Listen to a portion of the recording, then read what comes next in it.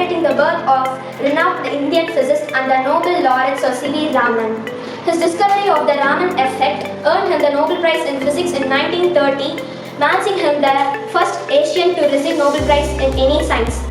In first, the light passes on a transparent glass. The light passes through water. The light passes through colloidal solution.